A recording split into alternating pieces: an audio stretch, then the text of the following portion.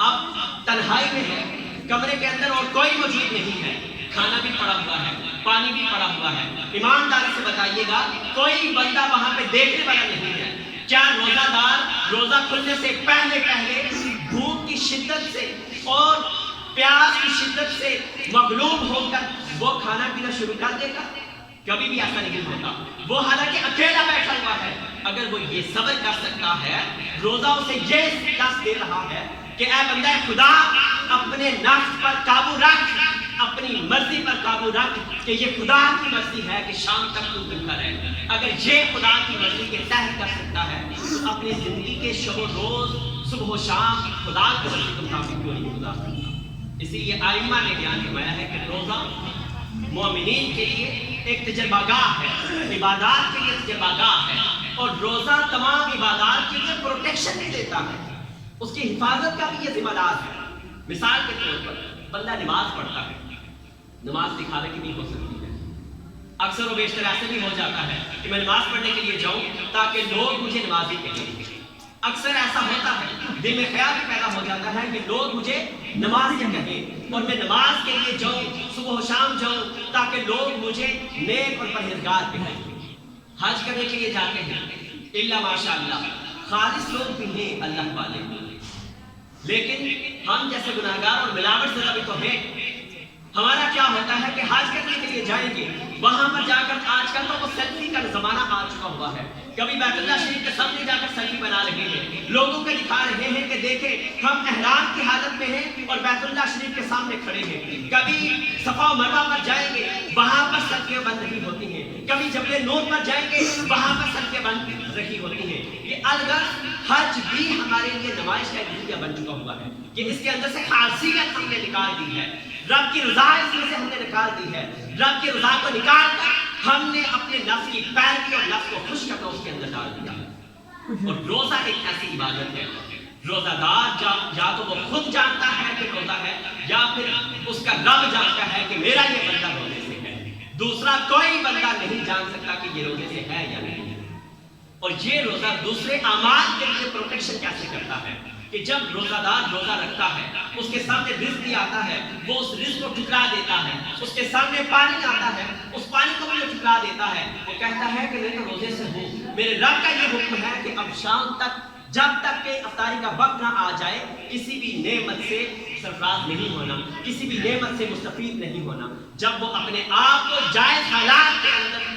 اپنے آپ کو روک لیتا ہے تو پھر جب وہ نماز کے لیے کھڑا ہوتا ہے تو پھر اس کی نماز دکھاوے کی نماز نہیں ہوتی۔ روزہ دار جب نماز ادا کرتا ہے وہ اس لیے نہیں نماز ادا کرتا کہ لوگ مجھے نمازی کہیں، وہ تو روزے سے ہے، وہ پہلے سے ہی اپنے رب کی رضا کی خاطر اپنا عزم کر چکا ہے، وہ اس سفر کا آغاز کر چکا ہے۔ جب وہ نماز پڑھتا ہے تو صرف رب کی رضا کی خاطر نماز پڑھتا ہے، تلاوت کرتا ہے تو رب کو راضی کرنے کے لیے تلاوت کرتا ہے۔ اگر وہ عمرہ کرنے کا قصد کرتا ہے تو روزے کی حالت میں وہ یہ سوچتا ہے کہ مجھے رب کی رضا حاصل ہو جائے۔ وہ کوئی بھی نیک کام کرتا ہے، ہر ایک نیک کام کے لیے اس کا مقصد اور اس کا محور صرف اور صرف رضا الہی ہوتی ہے۔ جب رب کی رضا کے لیے تمام اعمال کرنا شروع ہو جاتا ہے تو اس طریقے سے اس کے تمام اعمال محفوظ ہو جاتے ہیں۔ روزہ ایک طرف سے تمام اعمال کے لیے حفاظت کا کردار ادا کرتا ہے، اور دوسری طرف جو ہمارے معاشرتی معاملات ہیں، عام حالات میں دیکھیں ایک بندہ ہے، وہ صبح و شام محنت اور مشقت اٹھاتا ہے، کوئی جاب کرنے والے بھی ہوتے ہیں، ان کو اللہ کی طرف سے رزق عطا ہے، مہیا ہے، وہ پورا مہینہ بڑے آسانی کے ساتھ گزار دیتے ہیں، ان کو بھوک اور افلاس کی شدت کا احساس نہیں ہوتا۔ جو امیر طبقہ ہے ان کو تو ہر وقت اللہ کی نعمتوں سے وہ مستغرق رہتے ہیں، لیکن ان کو بھی یہ یاد دلانے کے لیے یہ روزہ پکار کر کہتا ہے کہ اے بندہ خدا ذرا ان لوگوں کا بھی سوچ لے، تم ایک دن صبح سے شام تک بھوکا رہا ہے۔ اللہ کے کئی ایسے بندے بھی ہیں جن کو کئی دن تک کھانا میسر نہیں ہوتا۔ اللہ کے کئی ایسے بندے ہیں جو غربت میں ایسے زندگی گزار رہے ہیں کہ وہ کئی دن تک کھانا ان کو نہیں ملتا، مگر وہ رب کے حضور ہی جھکتے ہیں، وہ بندوں کے سامنے ہاتھ نہیں پھیلاتے۔ اور ایسے جو سفید پوش لوگ ہیں ان کی مدد کرنے کا، جو غریب کو روا ہے ان کی مدد کرنے کا جذبہ انسان کے اندر پیدا ہوتا ہے۔ روزہ یہ احساس دلاتا ہے کہ اگر میں ایک دن بھوکا رہنے سے اتنا کمزور پڑ گیا ہوں کہ مجھ میں کام کرنے کی حقیقت نہیں ہے. تو وہ مزدور جنہیں کبھی مزدوری ملتی ہے کبھی نہیں ملتی، اپنی آنکھوں سے ذرا چوک پہ جا کے دیکھ لیا، وہاں پر ایسے مجبور اور مزدور اور حق حلال کمانے والے بیٹھے ہوتے ہیں، صبح سے وہ انتظار میں ہوتے ہیں کہ کوئی خدا کا بندہ آئے اور ہمارے لیے مزدوری کا کوئی سبب بن جائے. اور جو مزدوروں کے لیے مزدوری کا سبب بنتا ہے اللہ کے حضور اس کا بہت بلند مرتبہ ہے. حدیث پاکہ میں ہے آقا صلی اللہ علیہ وسلم نے فرمایا کہ مزدور کو اس کی مزدوری اس کا پسینہ خشک ہونے سے پہلے ادا کر دو. اب یہاں پہ لفظ ہے اس کا پسینہ خشک ہونے سے پہلے ادا کر دو. یہاں پہ دو طرفہ معاملات ہیں، دو طرفہ تعلقات ہیں. انسان معاشرے میں رہتا ہے، معاشرے میں رہتے ہوئے انسان کے اوپر دو طرفہ معاملات، اس کے اوپر حقوق بھی نافذ ہوتے ہیں اور اس کے اوپر فرائض بھی نافذ ہوتے ہیں. یہ دو طرفہ معاملہ ہوتا ہے. اب ایک مزدور ہے، وہ مزدوری کرنے کے لیے جاتا ہے، وہاں پر اپنا پسینہ نہیں بہاتا، آرام سے تھوڑا کام کرتا ہے، بیٹھ جاتا ہے، تھوڑا کام کرتا ہے، بیٹھ جاتا ہے، ٹائم پاس کر کے پورا دن گزار لیتا ہے، مزدوری لے کر آ جاتا ہے. بعض اوقات ایسا بھی ہوتا ہے ایک دن کا کام ہے، جب وہ کام اس کی ذمہ داری میں دیا جاتا ہے تو وہ ہو سکتا ہے 2 دن لگا دے، 4 دن لگا دے. یہاں پہ بھی بے ایمانی کا عنصر آ جاتا ہے. اور دوسری طرف ایک مزدور انتہا درجے کی محنت کرتا ہے، محنت کرنے کے بعد ایک لمحہ بھی وہ ضائع نہیں کرتا، جو ذمہ داری اسے دی جاتی ہے وہ اس ذمہ داری سے بڑھ کر کام کرتا ہے، پسینہ بہاتا ہے محنت اور مشقت سے. اور جب وہ آخری وقت آتا ہے تو اس کو مزدوری دینے کے بجائے تھوڑا سا ہلو ہچت کرنا شروع کر دیتے ہیں. یہ بھی غلط ہے. اب دونوں طرف سے ذمہ داری کب پوری ہوگی؟ دونوں طرف سے ذمہ داری تب پوری ہوگی کہ مزدور اپنی مزدوری پورے طریقے سے کرے اور جو عاجز ہے، جو مزدور کو لے کر جانے والا ہے، وہ اس کی مزدوری کا حق نہ رکھے. جیسے ہی وہ کام مکمل کر لے تو اس کو مزدوری دے دے. اب روزہ دار سارا دن اور یہ پورا مہینہ مزدوری کرتا ہے، صبح سے شام تک اللہ کی رضا کی خاطر بھوکا پیاسا رہتا ہے، موسم کی سختی بھی برداشت کرتا ہے، اس نے سفر بھی کرنا ہوتا ہے، وہ باہر کام کاج کے لیے بھی جاتا ہے. جب کام کاج کے لیے بھی جاتا ہے تو وہاں پر وہ روزے کی حالت میں رہتا ہے. اور یہ مشقت اور یہ سختیاں جب وہ برداشت کرتا رہتا ہے تو پھر ایک رات ایسی آتی ہے جس رات کو اسے پکارا جاتا ہے کہ اے بندے تو نے مزدوری کر لی ہے، تو نے اپنا حق ادا کر دیا ہے، اب رب کی بارگاہ سے تمہارے لیے یہ حق، یہ اس کی جزا ہے. یہ روزے کے فضائل ہیں، یہ روزے کا درس ہے، سبق ہے ہمارے لیے معاشرتی طور پر، اجتماعی طور پر بھی اور انفرادی طور پر بھی. اور اس کے علاوہ روزے کے کچھ احکامات بھی ہیں. آخر میں چند ایک احکامات بھی سن لیجیے، بہت زیادہ ضروری ہے کہ ہم اکثر و بیشتر تھوڑی سی لاعلمی کی وجہ سے روزے کے فیض و برکات سے ہاتھ دھو بیٹھتے ہیں. جیسا کہ پہلے بھی عرض کیا کہ روزے کی حالت میں انسان جھوٹ نہ بولے، ہمیشہ سچ بولے، دھوکہ نہ دے، یہ تمام معاشرتی اچھائیاں اپنا لے اور معاشرتی برائیاں اپنے دل سے نکال کر پھینک دے، تب روزے کے یہ ظاہری مقاصد پورے ہوتے ہیں. اور پھر جو اعمال ہیں، جو افعال ہیں روزے کے حوالے سے کہ روزہ کن حالتوں میں چھوڑا جا سکتا ہے، کن حالتوں میں نہیں چھوڑا جانا چاہیے، روزے کا وقت کیا ہے کہ کس وقت منتہائے سحر ہوتی ہے اور کس وقت افطاری کا وقت آ جاتا ہے. اکثر جو غلطی پائی جاتی ہے وہ صبح کے وقت سے پائی جاتی ہے کہ لوگ یہ سمجھتے ہیں کہ جب تک اذان ہو رہی ہوتی ہے تب تک کچھ کھا پی سکتے ہیں. یہ غلط ہے. اذان ہوتی ہی نماز فجر کے وقت ہے. جیسے ہی فجر کا وقت کا آغاز ہوتا ہے تو اس آغاز پر اذان ہو جاتی ہے. اس وقت سے پہلے اذان نہیں ہو سکتی. اس وقت سے پہلے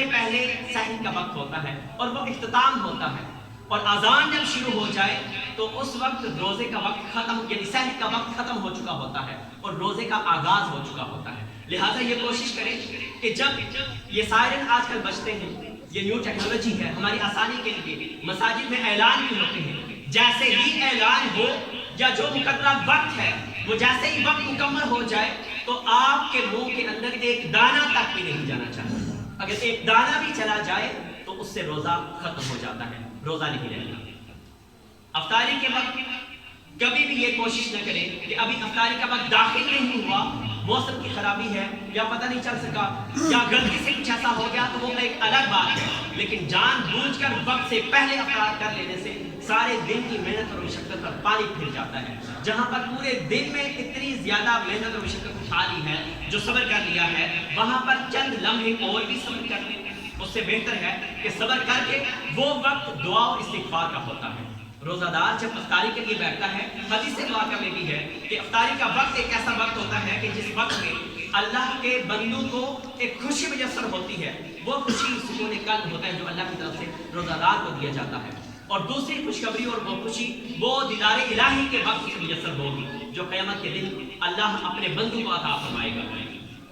تو وہ وقت ایسا وقت ہوتا ہے کہ جو بندہ جو دعا کرتا ہے اللہ رب العزت اس کی دعاؤں کو قبول فرما لیتا ہے۔ اور پھر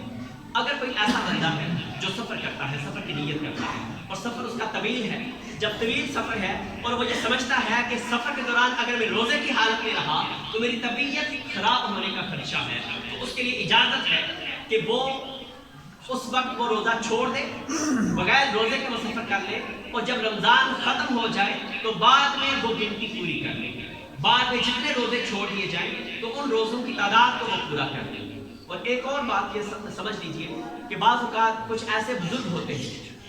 جو انتہائی ضعیف ہو چکے ہوتے ہیں کہ جن کے لیے پورا دن اتنی مشقت اٹھانا ناممکن ہو جاتا ہے، ہلاکت کا باعث بن سکتا ہے۔ بعض اوقات ایک ایسی بیماری محرم بیماری لگ سکتی ہے کہ جس سے دوبارہ سے روح صحیح آنا ناممکن ہو جاتا ہے۔ تو ایسے ضعیف العمر لوگوں کے لیے کہ جو روزہ رکھنے کی سکت نہ رکھتے ہوں، ان کی فزیکلی کنڈیشن ایسی نہ ہو کہ وہ روزے کی سختیوں کو برداشت کر سکے، ان کے لیے اجازت ہے کہ وہ اپنا روزہ رکھنے کے بجائے وہ فدیہ دے سکتے ہیں۔ شروع کے ایام میں جب یہ روزہ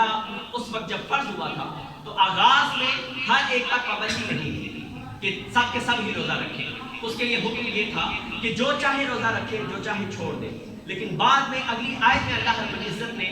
یہ حکم کر دیا کہ تم میں سے جو بھی رمضان کا روزہ پائے اس کے لازم ہے کہ وہ روزے رکھے۔ ہر ایک کے لیے، خواہ وہ مرد ہے خواہ وہ عورت ہے، وہ چاہے جوان ہے یا بوڑھا ہے، ہر ایک مسلمان مرد اور عورت پر یہ روزے فرض ہو چکے ہیں۔ لیکن جو کنڈیشنز ہیں کہ کن حالات میں روزہ چھوڑا جا سکتا ہے، ایک تو مسافر ہے، ایک بیمار ہے، بیماری بھی ایسی ہے کہ اس بیماری سے اس کے ہلاک ہونے کا خدشہ ہو۔ عموماً یہ دیکھا گیا ہے کہ معمولی سر درد ہو یا معمولی کوئی بخار آ جائے تو اس بخار کی وجہ سے لوگ روزہ چھوڑ دیتے ہیں، ایسے نہ کیا کریں۔ تقویٰ یہ ہے، افضل ترین یہ ہے کہ معمولی بیماریوں کو برداشت کر لے اور روزہ نہ چھوڑا جائے، لیکن ایسی بیماری لگ جائے کہ جس سے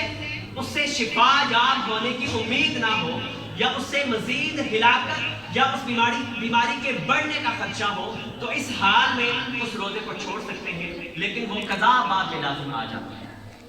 اور تیسرا وہ بزرگوں کے لیے ہے کہ ایسے بزرگ جو صحت یاب نہ ہو سکنے کے قابل ہوں، بہت زیادہ ضعیف عمر ہو چکے ہوں، تو ان کے لیے ہے کہ وہ اپنا فدیہ ادا کر دیں، اس سے ان پر ان روزوں کا بوجھ ہٹا دیا جاتا ہے۔ حدیث پاک میں آتا ہے کہ جو کوئی صدقہ کرتا ہے اور کوئی صدقہ اپنے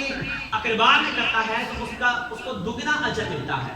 ایک صدقہ کرنے کا اسے صلہ ملتا ہے اور دوسرا صلہ رحمی کرنے کا صلہ ملتا ہے، یعنی اس کے دل کے اندر اپنے عزیز و اقارب کی محبت ہوتی ہے اور وہ اس محبت کی وجہ سے جب ان کو صدقہ دیتا ہے تو اسے دگنا اجر دیتا ہے۔ ہمارے حالات یہ بن چکے ہوئے ہیں کہ ہم صدقہ و خیرات بھی دکھاوے کے کرنے لگ گئے ہیں۔ اللہ تعالیٰ ہماری اصلاح فرمائے اور ہمیں اصلاح کرنے کی توفیق عطا فرمائے۔ کوشش یہ کیا کریں جب بھی صدقہ و خیرات دیں، سب سے پہلے اپنے اہل و عیال میں دیکھ لیں کہیں کوئی یتیم تو نہیں ہے، کہیں کوئی محتاج اور غریب نادار تو نہیں ہے۔ اگر اپنے اہل و عیال میں کوئی ایسا پایا جاتا ہے تو سب سے پہلا حق اس کا ہے۔ جب اس کو صدقات و خیرات دیں گے، اس کی مدد کریں گے تو پھر 700 گنا سے لے کر 70,000 گنا تک اللہ رب العزت ثواب عطا فرماتا ہے۔ اس لیے کہ صلہ رحمی بہت بڑا اجر و ثواب کا کام ہوتا ہے۔ اور عام معاملات میں کوشش یہ کریں کہ نماز کی پابندی کریں، نماز پنجگانہ جماعت کے ساتھ ادا کرنے کی کوشش کریں، نوافل زیادہ سے زیادہ ادا کرنے کی کوشش کریں کہ یہ ماہ مقدس ایسا ماہ مقدس ہے کہ اس میں نفل ادا کرنے والے کو ثواب فرض کے برابر ملتا ہے، اور جو فرض ادا کرنے والا ہے اس کو 70 گنا زیادہ ثواب ملتا ہے۔ گھر میں جو نماز پڑھنے والا ہے اس کو 27 گنا زیادہ مسجد میں نماز پڑھنے کا ثواب ملتا ہے، اور عام مسجد کے مقابلے میں جو جامع مسجد ہے، جامع مسجد میں نماز پڑھنے کا ثواب اس سے بھی کہیں زیادہ ہے۔ تو لہٰذا آپ لوگ خوش نصیب ہیں کہ آپ کے محلے میں یہ جامع مسجد پائی جاتی ہے۔ آپ کوشش یہ کریں کہ جہاں بھی وہ جماعت کے ساتھ نماز ادا کرنے کی کوشش کریں، اپنی عادت ایسی بنا لیں کہ آپ کی یہ عادت ہمیشہ کے لیے زندگی کے لیے عبادت بن جائے۔ جب انسان عبادت کرتے ہوئے استقامت اختیار کر لیتا ہے، وہ پکی نماز شروع کر دیتا ہے، وہ یہ سمجھتا ہے کہ میرے رب کے حضور پیش بھی ہونا ہے، وہ خود احتسابی کا عمل بھی شروع کر دیتا ہے، تو جو عمل بھی وہ کرتا ہے وہ رب کی رضا کی خاطر کرنا شروع ہو جاتا ہے، اور اس طریقے سے انسان کی اپنی اصلاح ہو جاتی ہے اور وہ دوسروں کے لیے بھی اصلاح کا سبب بن جاتا ہے۔